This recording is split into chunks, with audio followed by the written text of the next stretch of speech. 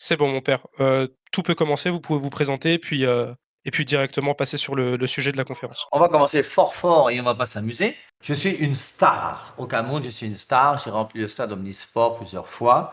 Plus de 40 000 personnes, c'était même 45 000 personnes le 31 décembre pendant plusieurs années. J'ai fait beaucoup de semaines d'évaluation. Je suis au Cameroun depuis 35 ans. En France, je suis un Français, non, mais je suis très peu connu en France.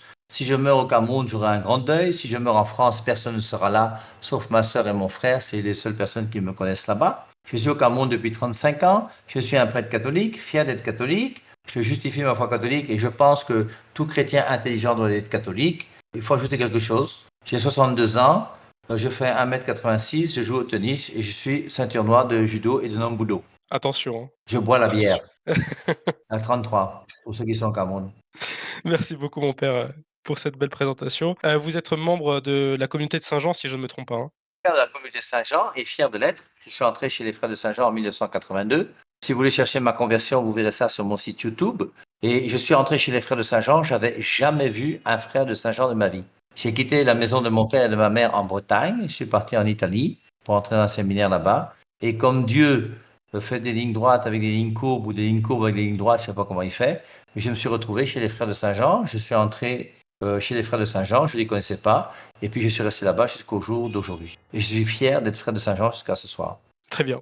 Et donc vous êtes en mission depuis plus de 30 ans au Cameroun et comme vous l'avez dit juste avant, vous défendez, la foi catholique et c'est notamment, comme ça, nous, qu'on vous a découvert justement au travers de vos prêches où vous démontez un petit peu, toutes les croyances, hérétiques, évangéliques et cetera et c'est donc pour ça qu'on vous a invités, pour que justement vous puissiez nous parler des dangers de la Bible et de l'interprétation, personnelle. La première des choses qu'il faut comprendre, c'est que y a beaucoup de chrétiens sur la terre. Et ces chrétiens sur la terre, malheureusement, n'ont tous pas une foi qui est conforme à celle que Jésus-Christ a voulu. Romains chapitre 10, verset 17, la foi vient de ce qu'on entend et ce qu'on entend vient de la parole du Christ. C'est la parole du Christ qui donne la foi aux chrétiens, pas la Bible. La parole de Dieu ne vient pas d'un livre. La parole de Dieu vient de la bouche de Jésus. Matthieu chapitre 4, verset 4, tentation du Christ au désert. Jésus-Christ répond, l'homme ne vit pas seulement de pain, et toute parole qui sort de la bouche de Dieu. Et la parole sort de la bouche de Dieu, elle ne sort pas d'un livre. Surtout qu'en plus, nos frères non catholiques, alors ce qu'on appelle les non catholiques, moi c'est les protestants et tous les petits frères des protestants, ne savent même pas ce que c'est que la Bible. Il faut rappeler quand même aux pasteurs protestants qu'ils viennent se justifier pour dire qu'est-ce que c'est que la Bible, parce qu'eux, ils ont une biblette qui a 66 livres, nous on a une Bible qui a 73 livres. Hein. Alors maintenant, par rapport à la Bible, ce livre-là, qui est la Bible, qui a 73 livres, né en l'an 400, traduit par Saint Jérôme de Stridon à Bethléem, sous l'ordre du pape Damas I, cette Bible de 73 livres est un livre qui est très très intéressant. Mais tout ce que nous croyons n'est pas biblique. Et c'est normal que nous puissions croire des choses qui ne sont pas bibliques. Jean chapitre 20, verset 30-31, Jean chapitre 21, verset 25, le Christ a fait en présence de ses disciples beaucoup d'autres miracles qui ne sont pas écrits dans ce livre. Si on écrivait tout ce que le Christ a fait, la terre ne suffirait pas à contenir tous les livres qu'on pourrait écrire. Tout ce que le Christ a dit et fait ne se trouve pas dans la Bible. Surtout qu'en plus, la Bible est née en l'an 400. Or, le Christ est mort en l'an 33. Et en l'an 33, il y avait des gens qui étaient croyants, mais ils ne croyaient pas à cause de la Bible, puisque la Bible n'existait pas encore. Et il faut comprendre que le mot écriture dans la Bible ne désigne jamais la Bible. Tous ces gens-là, des nouvelles églises, les non-catholiques, ce qu'on appelle les non-catholiques, sont des gens qui croient que seule la Bible est la parole de Dieu. Or, vous n'avez aucun verset biblique qui dit que seule la Bible est la parole de Dieu. Leur verset biblique, c'est 2 Timothée 3,16 qui dit que toute écriture est inspirée de Dieu et utile pour enseigner, convaincre, etc. Mais toute écriture dans 2 Timothée 3,16 ne désigne pas la Bible, puisque lorsque Paul a écrit l'épître à Timothée, l'évangile de Jean n'existait pas et l'Apocalypse n'existait pas. Donc toute écriture, ce n'est pas l'évangile de Jean ni l'Apocalypse. Donc c'est pour ça qu'il faut comprendre que le mot écriture dans la Bible ne désigne pas la Bible, comme nous aujourd'hui, nous la connaissons, 73 livres, Actes chapitre 17, verset 11, les chrétiens de Bérée vérifiaient dans les Écritures si ce que Paul disait était vrai. Et quand ils vérifiaient dans les Écritures, forcément, ils ne vérifiaient pas dans les écrits de Paul. Ils ne vérifiaient pas dans l'Apocalypse qui n'était pas encore écrit. Et l'Apocalypse a été écrit bien après la mort de l'apôtre Paul. C'est pratiquement 40 ans plus tard que l'Apocalypse a été écrit ou que l'Évangile de Jean a été écrit. Donc c'est pour ça qu'il ne faut pas se laisser corrompre par ces gens qui sont bizarres et qui ont une compréhension de la foi qui n'est pas la mienne, dans laquelle on veut nous faire croire que seule la Bible est la parole de Dieu. Maintenant, le problème de la Bible, c'est lequel? Alors on peut, dans les Saintes Écritures, commencer à lire, si vous voulez, certains passages. Je vais commencer par un, bon, simplement, hein, je vais essayer de chercher Matthieu. Et dans l'évangile de Matthieu, je vais chercher le verset 11, le chapitre 11 et le verset 11. Et je vais vous lire. Oui, je vous le dis, on n'a pas vu se lever plus grand que Jean parmi les fils de la femme. Ça, c'est Matthieu 11, 11. Qui parle? Jésus. Et Jésus dit quoi? Oui, je vous le dis, on n'a pas vu se lever plus grand que Jean parmi les fils de la femme. Bon, parmi les fils de la femme, celui qui parle là, il s'appelle Jésus. Il n'est pas le fils d'une femme. Et Jésus qui parle quand il dit que on n'a pas vu se lever plus grand de fils de femme que Jean-Baptiste, alors que Jésus-Christ est né d'une femme, il est plus grand que Jean-Baptiste. Donc c'est pour ça que quelque part, vous voyez, Matthieu 11, 11, je ne dis pas que c'est un verset qui est faux, puisque la Bible ne peut pas être fausse, mais peut être mal interprétée. Et c'est pour ça que dans Matthieu 11, 11, quand il dit « Oui, je vous le dis, on n'a pas vu se lever plus grand que Jean parmi les fils de la femme », Jésus-Christ lui-même qui parle est plus grand que Jean. Donc forcément, Jésus étant plus grand que Jean, on ne peut pas comprendre ce passage comme Jésus-Christ l'exprime d'une manière claire et nette. Je prends un autre exemple. 1 Timothée 2,5. Il y a un seul médiateur entre Dieu et les hommes. Alors, j'ose pas vous provoquer parce que vous ne me connaissez pas encore, sinon vous allez être scandalisé, mais quand dans 1 Timothée 2,5, on dit qu'il y a un seul médiateur entre Dieu et les hommes, c'est vrai ou c'est faux? Et je vous affirme, moi, que c'est faux. Pas parce que je suis contre la Bible, j'aime la Bible. Mais ce que je peux vous dire, c'est qu'il y a d'autres médiateurs que Jésus-Christ entre Dieu et toi. La preuve, c'est que ta mère qui t'a appris à dire Jésus quand tu étais assis sur ses genoux, cette mère qui était là, qui t'a dit que Jésus t'aime, elle est médiateur entre Dieu et toi. Le baptême que tu as reçu à l'église est médiateur entre Dieu et toi. Jésus lui-même a voulu qu'il y ait des médiateurs entre Dieu et toi. Luc 10, 16, il dit, celui qui vous écoute m'écoute, celui qui vous rejette me rejette. Et il dit aux apôtres, celui qui vous écoute m'écoute. Jésus-Christ a voulu que les apôtres soient médiateurs dans la transmission de la parole de Dieu jusqu'à aujourd'hui. Prenons Jean chapitre 20, verset 23. Il dit à la résurrection, tous ceux à qui vous remettrez les péchés, ils leur sont remis. Tous ceux à qui vous les maintiendrez, ils seront maintenus. Et il a voulu que les apôtres remettent les péchés. Et les apôtres sont médiateurs pour remettre les péchés jusqu'à aujourd'hui. La Bible que tu lis est médiatrice entre Dieu et toi. Le culte auquel tu assistes le dimanche, ou la messe pour nous les chrétiens catholiques à laquelle nous assistons le dimanche, est médiateur entre Dieu et nous. Et les médiateurs entre Dieu et les hommes, ils sont très nombreux. Il n'y a pas un seul médiateur entre Dieu et les hommes. Alors maintenant, pour bien comprendre 1 Timothée 2,5, il y a un seul médiateur, verset 6, qui a donné sa vie en rançon pour la multitude. Et il y a un seul médiateur qui est mort pour les hommes. Et il y a un seul médiateur dans l'ordre du salut. Mais il y a plein d'autres médiateurs dans l'ordre de transmission de la parole de Dieu, etc., etc. C'est pour ça que la Bible doit être bien comprise. Si on comprend mal la Bible, on va avoir des interprétations qui sont complètement bizarres. Donc, on peut prendre beaucoup de choses. Matthieu 23, 9. N'appelez personne Père sur la terre, car un seul est votre Père, celui qui est aux cieux. Est-ce que ça veut dire que moi, je m'appelle Père Hervé Marie?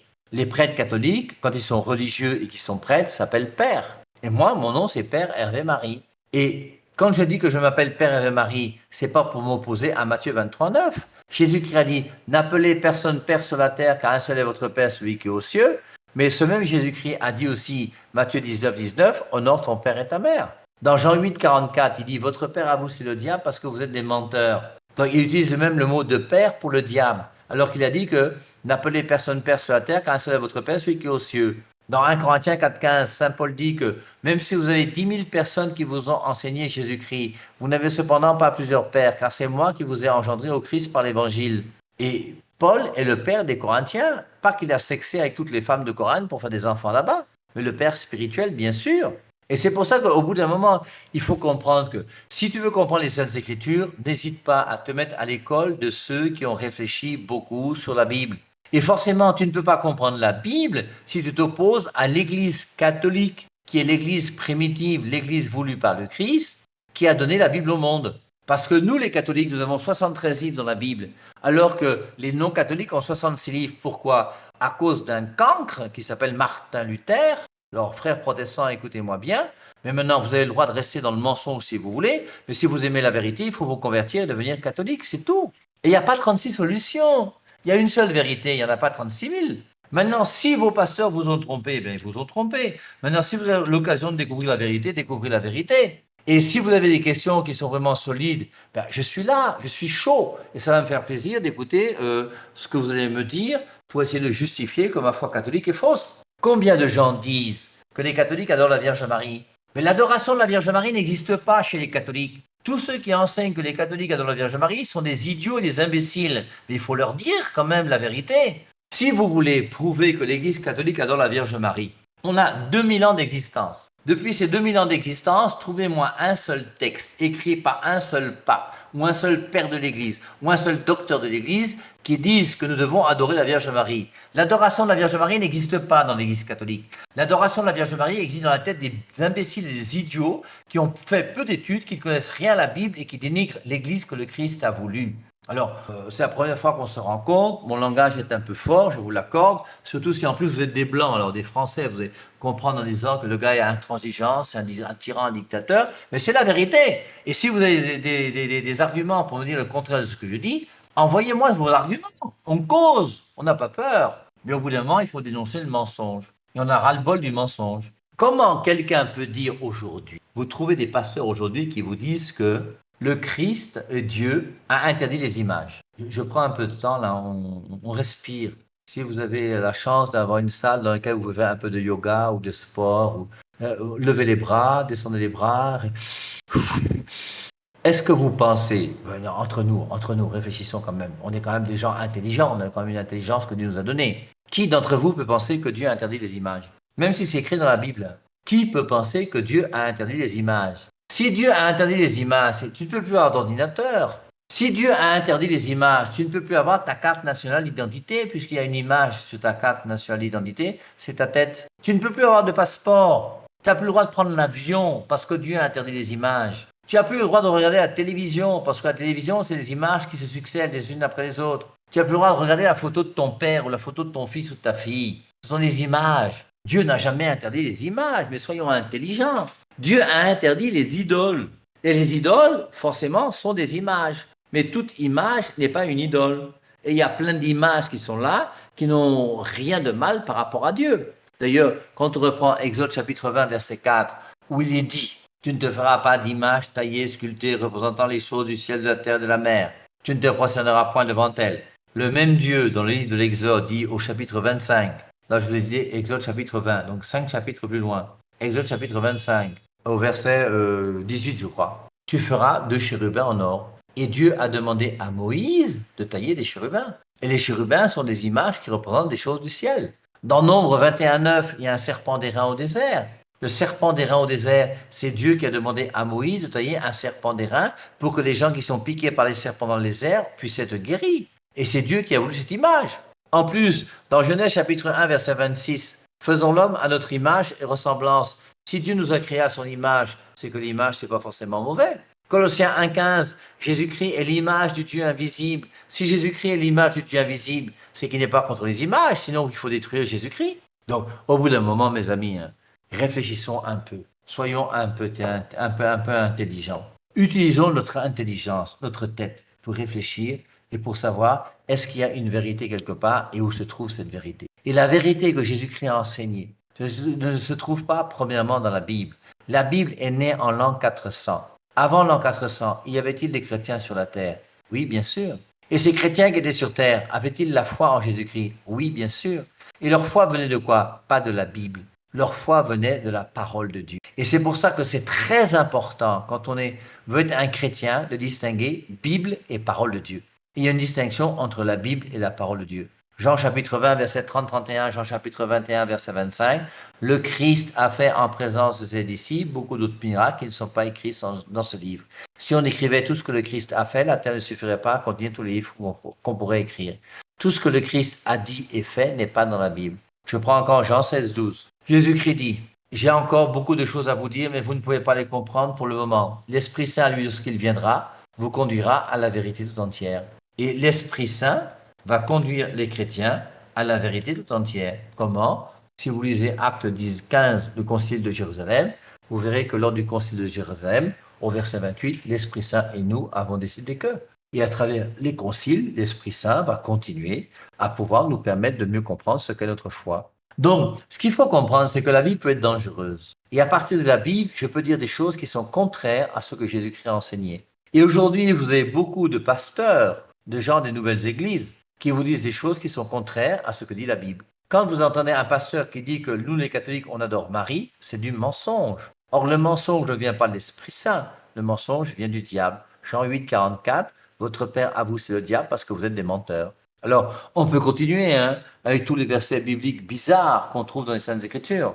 Dans Lévitique chapitre 11, par exemple, on nous dit de ne pas manger le porc. C'est biblique. Dans Lévitique 11, on dit qu'il ne faut pas manger le porc. C'est biblique. C'est dans les Saintes Écritures. Si vous voulez, on peut lire pour vous montrer.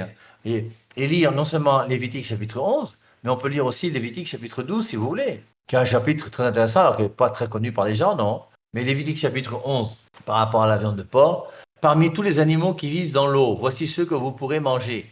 Vous mangerez tous ceux qui ont des écailles et qui vivent soit dans la mer, soit dans les rivières. Mais vous aurez en horreur parmi tous ces. Ensuite, il continue et à un moment il dit de même. Alors, de même, le lièvre qui rumine mais qui n'a pas le sabot divisé, il sera impur pour vous. Je suis au verset 7. De même, le porc qui a le sabot divisé, le pied fourchu, mais qui ne rumine pas, il sera impur pour vous. Maintenant, je vous lis Marc chapitre 7, le verset 19. Et dans Marc chapitre 7, au verset 19, après avoir parlé de la tradition, Jésus-Christ dit, lorsque Jésus a quitté la foule et rentre dans la maison, les disciples l'interrogent sur cette... Vous aussi, êtes-vous bouchés à ce point? Donc comprenez-vous pas que tout ce qui du dehors entre dans l'homme ne peut le rendre impur? Cela ne va pas au cœur, mais au ventre et finit dans le fumier. Donc pour Jésus, tous les aliments devenaient purs. Alors Lévitique 11 dit qu'il faut pas manger le porc, et Marc 7, 19 dit qu'on peut manger le porc. Et c'est ça qui va opposer les chrétiens. Et au bout d'un moment, chacun va comprendre la Bible à sa manière, va essayer de réfléchir sur ces versets bibliques et justifier ce qu'il croit être juste. Je prends un exemple. Si je vous posais la question à vous qui m'écoutez ce soir, Jésus-Christ a-t-il baptisé quelqu'un? Et si vous me dites oui, je vais vous montrer un verset où on dit non. Si vous me dites non, je vais vous montrer un verset où on dit oui. À partir de la Bible, tu peux faire croire ce que tu veux à qui tu veux quand tu connais et que tu maîtrises les Saintes Écritures.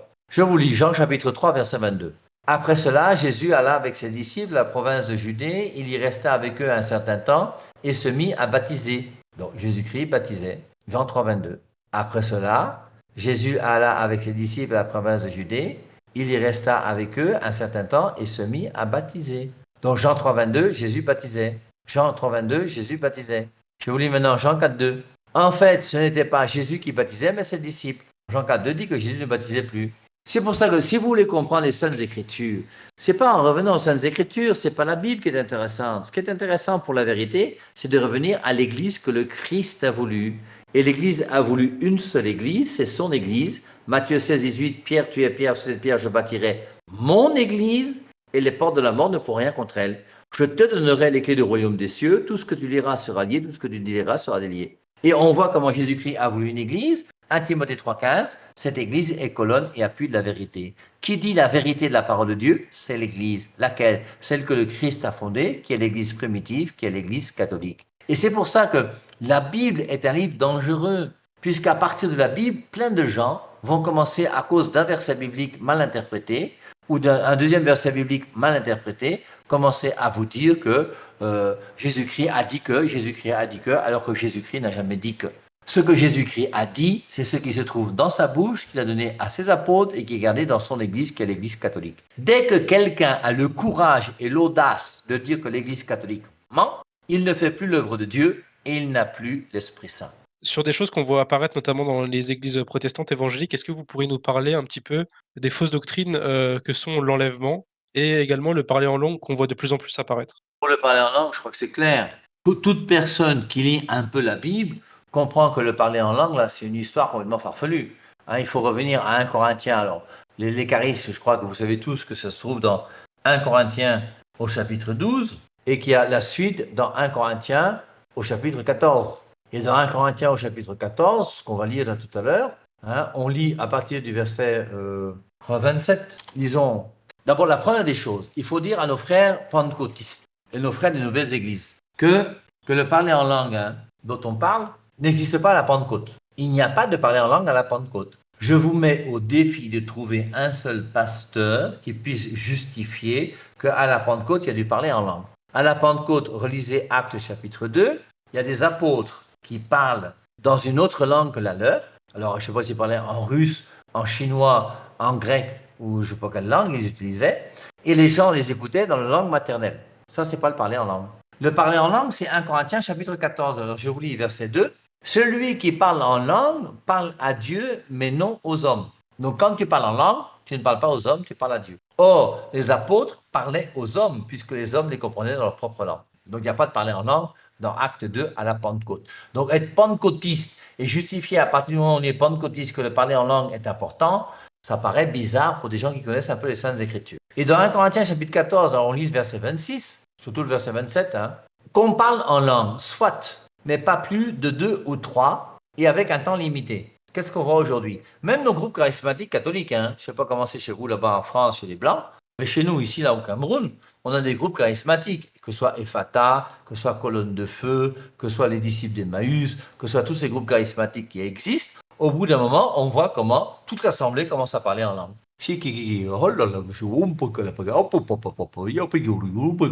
Mais c'est pas ce que dit les Saintes Écritures. Qu'on parle en langue, soit, mais pas plus de 2 ou 3, avec un temps limité, et qu'il y ait un interprète. Si personne n'est là pour interpréter, que ces gens se taisent dans l'assemblée et gardent leur parler en langue pour eux-mêmes et pour Dieu. Et on n'a jamais manifesté le parler en langue. Le parler en langue ne manifeste pas qu'on est chrétien. Si tu veux être chrétien, Jean 13, 34, aimez-vous les uns les autres comme je vous ai aimés, et c'est à l'amour que vous aurez les uns pour les autres qu'on reconnaîtra que vous êtes mes disciples. On ne reconnaît pas que quelqu'un est disciple de Jésus-Christ au parler en langue. On reconnaît que quelqu'un est disciple de Jésus-Christ à l'amour qu'on a les uns envers les autres.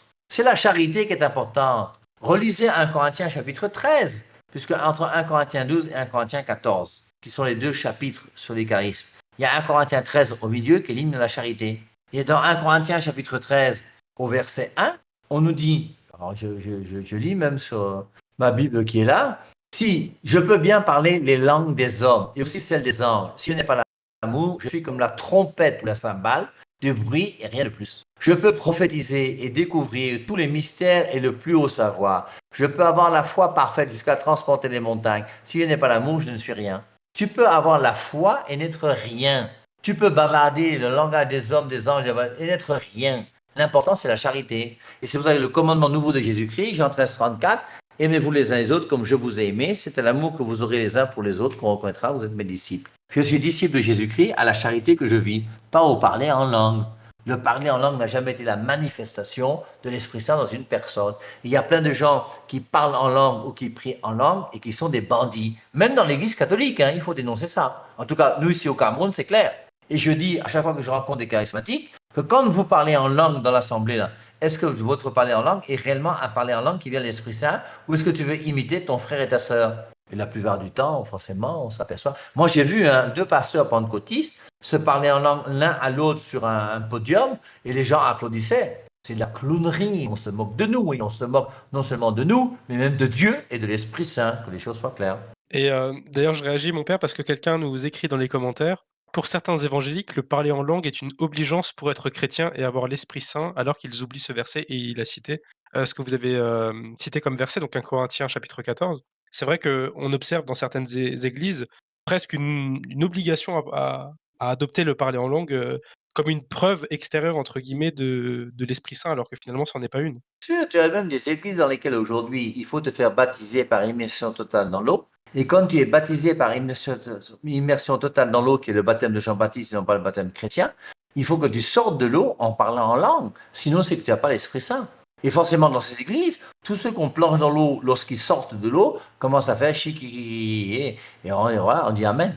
Alors que ce sont des balivernes, on se moque de Dieu. Et ça me fait un peu penser au fait que, la religion chrétienne est finalement quelque chose d'assez réservé, d'assez simple, qu'on garde en soi-même et finalement tout ça, c'est aux antipodes de ce que représente le christianisme puisque c'est, finalement, c'est se montrer aux autres, c'est une vitrine, en fait. Donc c'est assez paradoxal. C'est pour ça que la religion chrétienne, c'est la religion catholique. Moi, je ne négocie avec personne. S'il y a des gens qui sont forts, qui viennent causer, on va causer ensemble, il n'y a pas de souci. Mais ce que le Christ a fondé, c'est l'Église catholique. Être catholique, c'est beaucoup plus intelligent que d'être chrétien. Il faut comprendre aujourd'hui Malheureusement, on a quand même des années ou des dizaines d'années où on nous a martelé pour nous faire comprendre que nous, les catholiques, on était bêtes, idiots et tout ça. Il faut comprendre quand même que l'Église catholique, c'est l'Église que le Christ a fondée. L'Église primitive, c'est l'Église catholique. Les protestants sont nés en 1521. Nous, l'Église catholique, on est nés avec le Christ et on a pris le nom de catholique en 107 après Jésus-Christ. Ce qu'on appelait disciples de Jésus-Christ jusque dans l'an 44, dans Actes chapitre 11, verset 26, on a dit que pour la première fois, on appelait les disciples de Jésus-Christ chrétiens. Ces chrétiens en l'an 44 se sont fait appeler chrétiens catholiques en l'an 107, quand ils sont partis évangéliser à droite et à gauche. Donc il faut quand même qu'on mette les choses au clair et qu'on fasse comprendre à tous nos petits frères de toutes les églises qui sont là dehors que ce sont nos petits frères. Alors surtout au Cameroun, on peut parler fort parce que le petit frère, on sait ce que ça veut dire.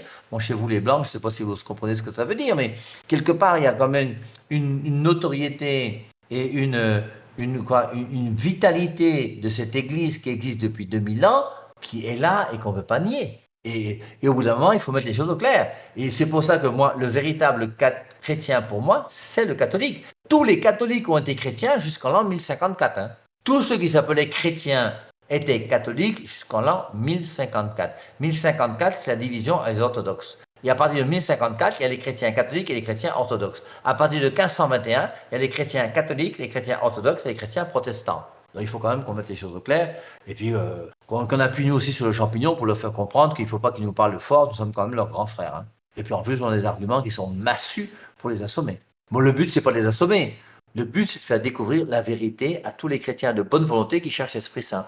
Heureusement, maintenant, la question qu'il faut se poser, est-ce que beaucoup de chrétiens sont vraiment des gens qui cherchent l'Esprit Saint ou ce sont des chrétiens qui cherchent à défendre leur foi? Moi, je défends ma foi de catholique, bien sûr, mais en étant ouvert et en cherchant la vérité. Et tous ceux qui ne cherchent pas la vérité sont des gens qui n'ont plus l'Esprit Saint. Moi, c'est ce que je crois. D'ailleurs, si je peux me permettre, il y a aussi Actes chapitre 5, verset 38, c'est pendant un des procès des apôtres, où un pharisien dit d'ailleurs, en parlant donc de ce nouveau groupe-là qui suit le Christ: «Mais si elle vient de Dieu, cette œuvre-là, vous ne pourrez pas la détruire, ne courez pas le risque d'avoir combattu contre Dieu».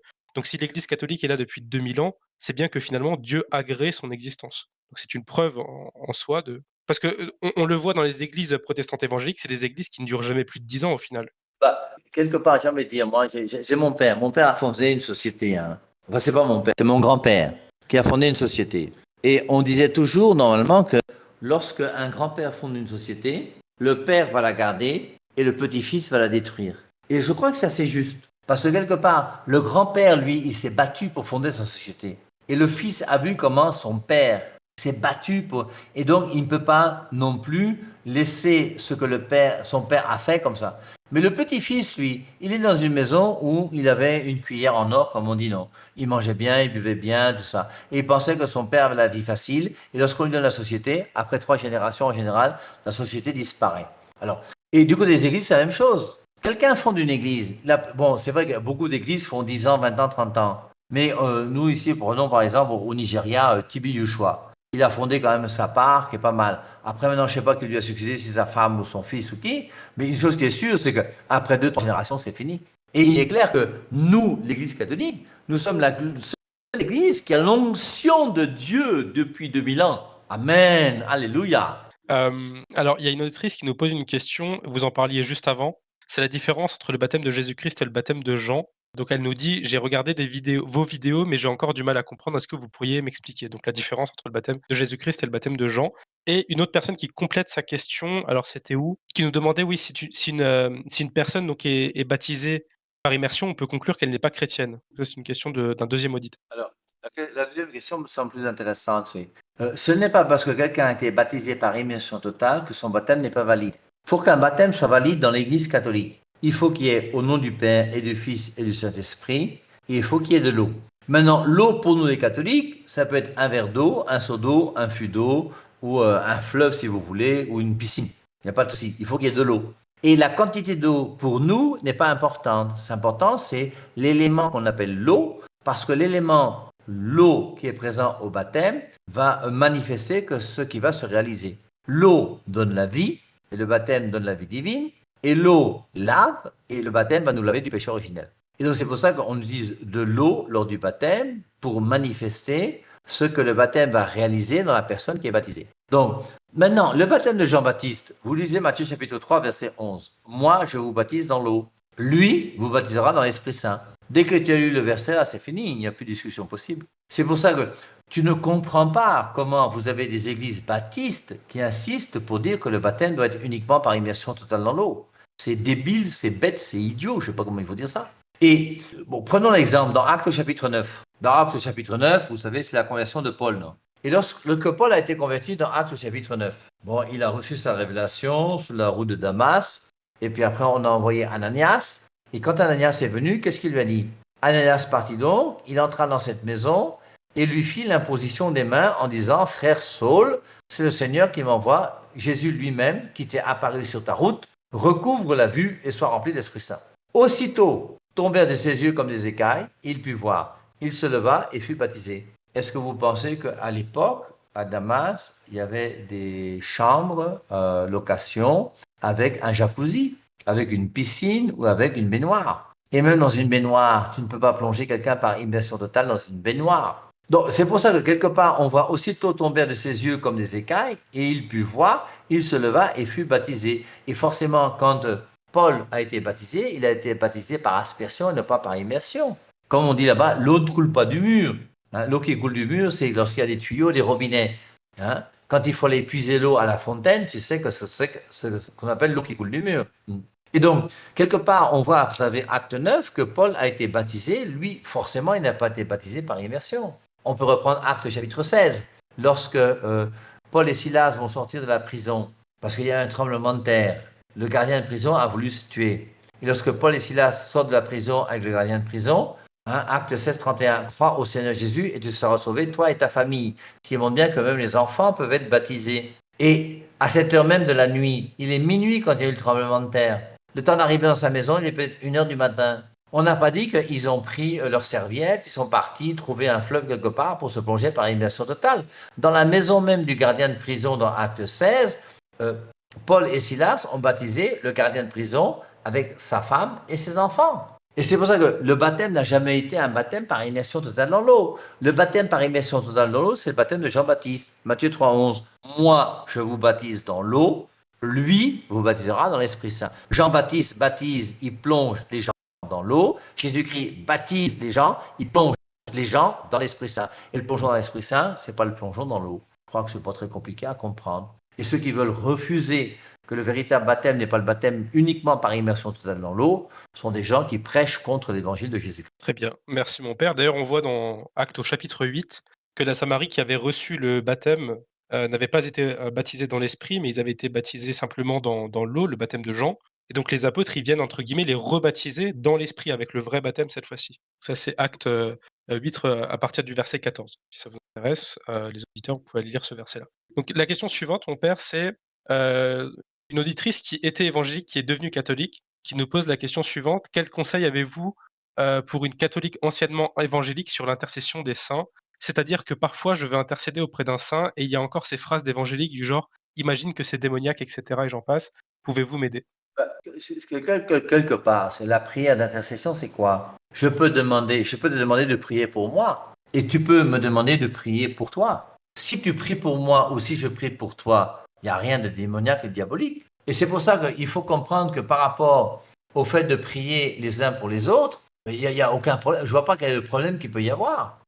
Quand on dit Sainte Marie, Mère de Dieu, priez pour nous, mais tu ne demandes pas à Marie. Bon, c'est vrai que quelque part, où je la comprends, et il faut quand même que nous aussi, les catholiques, on fasse quand même des efforts. Moi, je déteste l'introduction au chapelet de Lourdes. Je reprends, hein, c'est vraiment Père Ave Marie qui parle.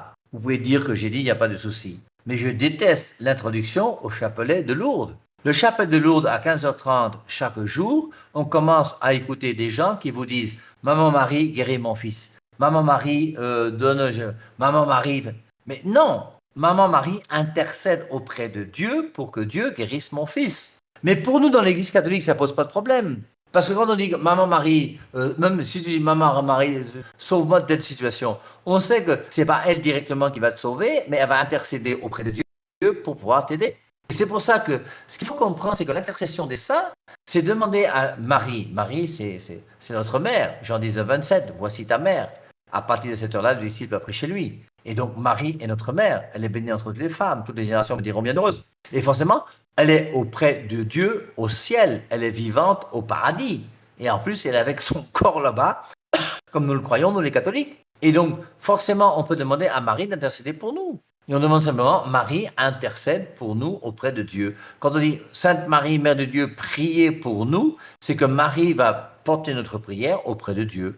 Et on peut très bien prier pour un frère, pour une sœur, ou prier les uns pour les autres, il n'y a pas de souci. Et le culte des saints chez nous les catholiques n'est rien d'autre que le culte justement d'intercession des uns envers les autres par rapport à Dieu. Alors, d'expérience, je crois que le problème de ces évangéliques-là qui disent qu'on ne peut pas intercéder auprès des saints, leur principale objection, c'est qu'en fait, les saints sont morts et donc à ce titre-là, ils peuvent plus intercéder. Mais comme le dit le Christ, nul ne meurt en Christ. Si cette personne-là, enfin, si cette personne croit au Christ, elle ne meurt pas, en fait. Donc ces personnes sont véritablement vivants auprès de Dieu, n'est-ce pas? Mais c'est une aberration intellectuelle et un débilisme profond de croire que les morts sont morts. Toutes les Écritures disent le contraire. Je prends simplement un seul verset, Jean chapitre 11, verset 25, à la résurrection de Lazare. Jésus-Christ dit, je suis la résurrection et la vie. Celui qui croit en moi, même s'il meurt, vivra, et quiconque vit et croit en moi ne mourra jamais. Si je vis et si je crois en Jésus-Christ, je ne meurs jamais. Prenons le bon larron dans Luc 23, 43. En vérité, je te le dis, deux points. Aujourd'hui, tu seras avec moi au paradis. Le bon larron, le jour même où le Christ est mort, s'est retrouvé au paradis avec Jésus. Il y a la prière des saints dans l'Apocalypse au chapitre 8. Non, au bout d'un moment, il faut quand même que les gens lisent la Bible d'une manière un peu sérieuse. Et puis, dire que les morts sont morts, c'est un non-sens. C'est une aberration intellectuelle. La plupart des philosophes, sauf peut-être les philosophes modernes depuis 10, 20, 30 années, mais on sait que l'âme est immortelle. Et c'est pour ça que dans Ecclésiaste chapitre 12, verset 7, on dit que le corps retourne à la terre qu'il a donnée et l'esprit retourne à Dieu. Et dans Hébreux 9, 27, il est dit, il est réservé à l'homme de mourir une seule fois, après quoi vient le jugement. Et dès que vient le jugement, Luc 23, 43, il dit au bon larron, tu seras avec moi aujourd'hui au paradis. Non, les morts ne sont pas morts. Dire que les morts sont morts, mais c'est une aberration intellectuelle au niveau théologique, vous voyez. Quand on parle de la nouvelle naissance, on veut faire croire aux gens que lorsqu'ils sont nés de nouveau, ils ont une nouvelle vie. Cette nouvelle vie, c'est la vie divine. La vie divine qui est en nous est une vie qui est éternelle. Donc, tu peux tuer un être humain, oui. Et la vie humaine peut mourir, oui. Il y a séparation de l'âme et du corps. Mais la vie divine qui est en toi par la nouvelle naissance ne peut pas mourir. Et dire que les morts sont morts, c'est une aberration intellectuelle par rapport à la Bible. Hein. Voilà, je crois que c'est très clair pour tout le monde par rapport à ce point-là. Merci beaucoup. On a encore un auditeur qui nous pose la question et on terminera là-dessus. Comment répondre efficacement à quelqu'un qui ne croit pas en la papauté? Je crois, quelque part, toi. La première des choses, il faut prendre des exemples bibliques. Même comme ce n'est pas la Bible, c'est la référence de notre foi. La parole de Dieu est plus que la Bible. Peut-être qu'on verra ça un autre jour, hein, mais il n'y a pas de souci. Maintenant, Matthieu 16, 18 est clair. Pierre, tu es Pierre, sur cette pierre, je bâtirai mon église. Il ajoute, et les portes de la mort ne pourront rien contre elle. Je te donnerai les clés du royaume des cieux. Il donne les clés du royaume des cieux à qui? À Pierre. Quand les gens vous disent que dans Matthieu 16, 18, Jésus-Christ a bâti son église sur la foi de Pierre, mais c'est du mensonge. L'église de Jésus-Christ n'est pas bâtie sur la foi de Pierre. L'église de Jésus-Christ est bâtie sur la personne de Pierre. La preuve même. Jean 10, 11. Il dit, je suis le bon berger. Le bon berger, c'est qui? C'est Jésus. Il n'a pas dit, nous sommes les bons bergers. Il a dit, je suis le bon berger. Il y a un seul bon berger. Très bien. Maintenant, il meurt, il part auprès de son Père. Mais à la résurrection, qu'est-ce qu'il fait? Jean 21, 15, il dit à Pierre, Pierre, m'aimes-tu? Oui, Seigneur, je t'aime. Il lui dit, sois le berger de mon troupeau. Sauf si on ne comprend pas le français et qu'on n'a pas le niveau du CM2 et qu'on est bête et idiot, je ne sais pas comment on peut ne pas comprendre ce qui est écrit d'une manière si simple dans les Saintes Écritures. Il a transformé le nom de Simon en Pierre. Jean chapitre 1, verset 40-42. Tu ne t'appelleras plus Simon, tu t'appelleras Pierre. Pourquoi? Pierre, tu es Pierre, cette pierre, je bâtirai mon église. Et les portes de la mort ne pourront rien contre elle. Les portes de la mort, le péché et le mal ne peuvent rien contre l'église du Christ bâtie sur Pierre. L'église primitive qu'est l'église catholique. Battez-vous autant que vous voulez, on va rester là. Je ne négocie pas avec vous. Non, Pierre, tu es Pierre, cette pierre, je bâtirai mon église, et les portes de la mort ne pourront rien contre elle. Je te donnerai les clés du royaume des cieux. Il donne les clés du royaume des cieux à qui? À Pierre. Je te donnerai les clés du royaume des cieux. Tout ce que tu liras sera lié. À qui? À Pierre. Tout ce que tu délieras sera délié. Mais si ce n'est pas à Pierre qui s'adresse, moi je ne comprends plus le français. Hein. Il faut me renvoyer à l'école et puis essayer de refaire ma scolarité. Donc, Jean 10, 11, je suis le bon berger. Jean 21, 15, il dit à Pierre, sois le berger de mon troupeau. Et en plus, vous voyez, Luc chapitre 22, verset 32, il dit, Pierre, j'ai prié pour toi afin que ta foi ne défaille pas. Et quand tu seras revenu, après avoir trahi, raffermis tes frères. Et il y a une prière spéciale de Jésus-Christ pour que la foi de Pierre ne défaille pas. C'est pour ça qu'il y a le dogme de l'infaillibilité pontificale. Donc, nier la primauté de Pierre, dans les Écritures, c'est clair. Après, maintenant, lisons les premiers textes de l'Église. Vous avez Saint Irénée en 170 qui va écrire un livre dans lequel il va dire que si vous voulez être fidèle à la doctrine enseignée par Jésus-Christ, il faut être fidèle à l'Église très glorieuse, fondée par les apôtres Pierre et Paul à Rome. Et il dit qu'après Pierre, celui qui a eu le pouvoir, c'est l'un. Et l'un, on en parle dans les épîtres à Timothée. Et dans 1 Timothée 4, 21, on parle d'un monsieur qui s'appelle l'un. C'est lui qui a succédé à Pierre. Et donc, il y a Pierre, il y a l'un. Après, il y a Clément, quatrième pape, qui est bien connu. Et puis, à l'époque de Saint Irénée, le pape qui est là, c'était Luther. À notre époque, notre pape, c'est François. Il va mourir et puis il y aura un autre qui va venir. Et la vie va continuer. Et donc, je crois que nier la papauté, c'est quand même une malhonnêteté qui ne dit pas son nom. Alors, quand on dit en plus que c'est Constantin qui a fondé l'Église catholique, plus bête que ça, tu meurs. Hein. Je vous mets au défi de trouver un seul homme intelligent qui puisse réfléchir et dire que Constantin a fondé l'Église catholique, comme on l'entend partout. Et puis, il faut que nous, les catholiques, nous ayons nos arguments pour défendre notre foi. Dans Apocalypse chapitre 17 et 18, quand on parle de Babylone, la Babylone dont on parle dans Apocalypse 17 et 18 ne peut jamais être l'Église catholique. Et ceux qui disent que Apocalypse 17, 18, la Babylone, c'est l'Église catholique, je ne sais pas où est-ce qu'ils ont fait leurs études et comment ils ont réfléchi, mais c'est un non-sens aberrant et une contradiction. Et c'est là où on voit aujourd'hui que vous avez plein de gens qui lisent la Bible et qui, en lisant la Bible, disent le contraire de ce que Jésus-Christ enseigne.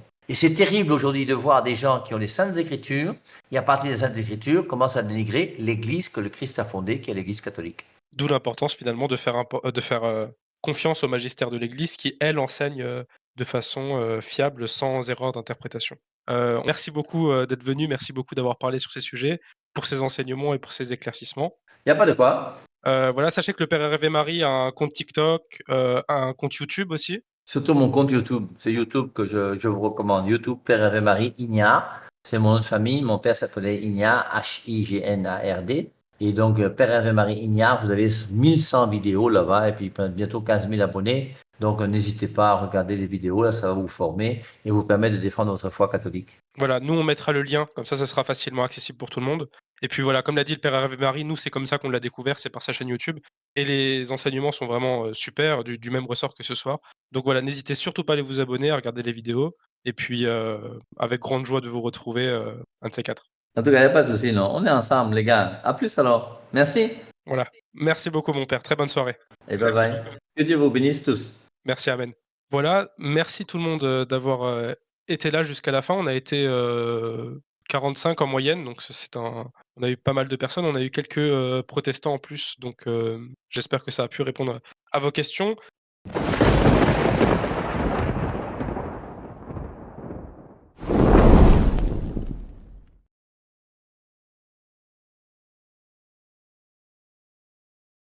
Abonne-toi.